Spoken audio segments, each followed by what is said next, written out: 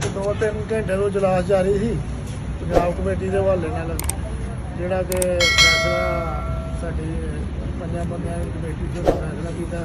ਅਸੀਂ ਦਸਤਬਰਦਾਰ ਹੋ ਗਏ ਆਪਣੇ ਮਤਲਬ ਕਮੇਟੀ ਤੋਂ 5 ਬੰਦੇ ਜਿਹੜੇ 5 ਬੰਦੇ ਸਨ ਇਕੱਠੇ ਹੀ। ਤੇ ਨਈ ਤਸ਼ਕੀਲ ਦੇ ਦਿੱਤੀ ਗਈ, ਜਿਨ੍ਹਾਂ ਨੂੰ ਇਤਰਾਜ਼ ਸੀ ਉਹਨਾਂ ਨੇ ਬਣਾ ਦਿੱਤਾ ਗਿਆ।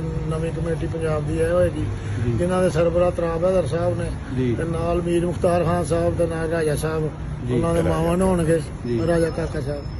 ਇਹ 3 ਬੰਦੇ ਜਿਹੜੇ ਨੇ ਆਂਦਾ ਕਮੇਟੀ ਦੇ ਮੈਂਬਰ ਨੇ। ਜਿਹੜਾ ਵੀ ਕੋਈ ਪੰਜਾਬ ਕਮੇਟੀ ਦਾ ਕਾਪੋ ਜਿਹੜਾ ਕੋਈ ਡਾਂਦੇ ਟੁੰਦੇ ਨੇ ਜਿਹੜੇ ਉਹ ਇਹਨਾਂ ਕੋਲ ਫੈਸਲਾ ਕਰਾਉਣ ਕਰਨਗੇ, ਫੈਸਲਾ ਅਸੀਂ ਵੀ ਇਹਨਾਂ ਦੇ ਨਾਲ ਹਾਂ। ਠੀਕ ਹੈ ਜੀ। ਵੀਡੀਓ ਮਾਸ਼ਾਅੱਲਾ ਬੜੀ ਅੱਛੀ ਬਣ ਗਈ ਹੈ ਕਮੇਟੀ ਤੇ ਸਾਨੂੰ ਸਾਰਿਆਂ ਨੂੰ ਜਨਾਬ ਦਾ ਕਬੂਲ ਹੈ ਜੀ।